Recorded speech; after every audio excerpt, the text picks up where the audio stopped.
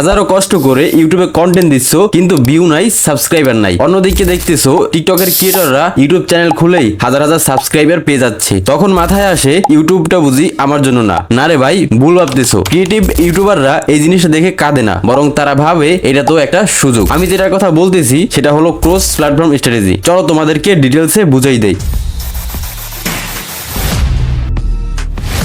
Cross platform strategy কি? ধরো তোমার পাশের বাসার ভাইটা টিকটকে ভাইরাল, কিন্তু তেমন ইনকাম নেই। তুমি বললা ভাই ইউটিউবে একটা চ্যানেল খোলেন, টিকটক থেকে ইউটিউবের ভিডিও প্রমোট করেন। সে যদি এটা ফলো করে তাহলে দুই প্ল্যাটফর্মেই সে নাম করবে। ব্যাস, তুমি যে আইডিয়াটা দিলা সেটাই হলো ক্রস প্ল্যাটফর্ম স্ট্র্যাটেজি। এখন আসো এই স্ট্র্যাটেজি কেন দরকার। ইউটিউবের অ্যালগোরিদম একটু হাড়ভাঙা টাইপ, আর যেখানে টিকটক, ইনস্টাগ্রাম, ফেসবুক এইসব প্ল্যাটফর্মে ছোট ছোট ক্রিয়েটরদের খুব সহজেই রিচ দিতে শুরু করে। যখনই তুমি ইউটিউব ভিডিও র্যাঙ্ক করতে ব্যর্থ হবা তখন অন্য অ্যাপগুলো থেকে ভিউ টানতে পারবা। ইউটিউবে নতুন করে স্টার্ট করলে এই স্ট্র্যাটেজি তোমার জন্য সোনার হরিণ। এখন আসল সমস্যা হলো এতগুলো প্ল্যাটফর্মে ভিডিও আপলোড দেওয়ার সময় কই। তুমি কি ভাবছো একটা ভিডিও বানাইলাম, এখন আবার 4টা অ্যাপের জন্য আলাদা আলাদা ভিডিও বানাতে হবে? না রে ভাই, ইউটিউবের ভিডিও থেকেই ছোট ছোট ক্লিপ কেটে রিলস, শর্টস এবং টিকটকে আপলোড দিতে পারবা, যার ফলে একটা ভিডিও দিয়ে 4টে জায়গায় বাজিমাত। আমি 4টা অ্যাপসের নাম বলছি যেগুলো ইউটিউবের পাশাপাশি তোমার ভিডিওকে বুস্ট করতে সাহায্য করবে, যেমন ফেসবুক, ইনস্টাগ্রাম, টিকটক এবং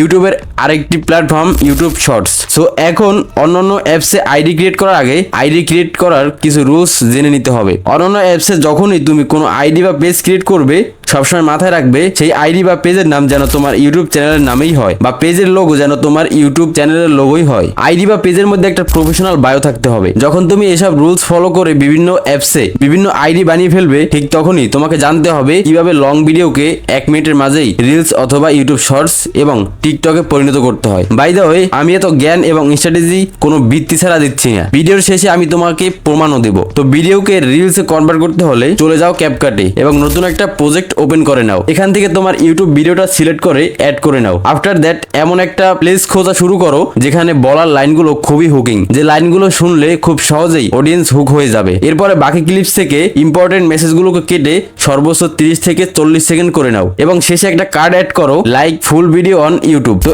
এখন আমি তোমাকে প্রমাণ দিচ্ছি কিভাবে এই স্ট্র্যাটেজি আমাকে অল্প হলেও সাহায্য করেছে। তো শুরু থেকেই আমি একটা টিকটক অ্যাকাউন্ট ওপেন করি এবং সেই টিকটক অ্যাকাউন্টে আমার এখন ফলোয়ার হলো 4000 প্লাস। এত কম সময় আমি অ্যাচিভ করছি 41,000 প্লাস লাইক। অন্যদিকে এটার একটা ভিডিও হুট করেই ভিউজ অনেক বেশি আসা শুরু করছে। এবং আমি যদি আমার ইউটিউব চ্যানেলে যাই এবং এই ভিডিওর অ্যানালিটিক্স চেক করি তাহলে তুমি দেখবা ইউটিউব সার্চ টার্মে সবাই আমার ইউটিউব চ্যানেলের নাম সার্চ দিয়ে এসেছে। অর্থাৎ যারা আমার ইউটিউব চ্যানেলের নাম সার্চ দেওয়ার পরে এই ভিডিওটা তাদের রেকমেন্ড হয়েছে। এর আগে এই ভিডিও সার্চ টার্ম বা ইউটিউব সার্চ অপশন থেকে এত একটা ভিউজ আসেনি। এর একটা কারণ হলো এই ভিডিওটা কোনো সার্চেবল টপিক না। কিন্তু যখনই আমি টিকটকে ভিডিওটার একটা ক্লিপ আপলোড করছিলাম সেটাতে 213 উপরে ভিউ পেয়েছে।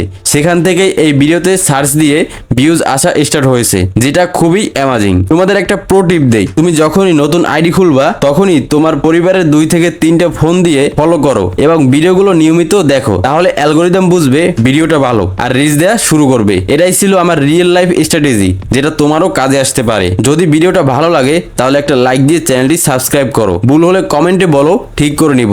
দেখা হচ্ছে নেক্সট ভিডিওতে। ততক্ষণ ভালো থাকো, সুস্থ থাকো।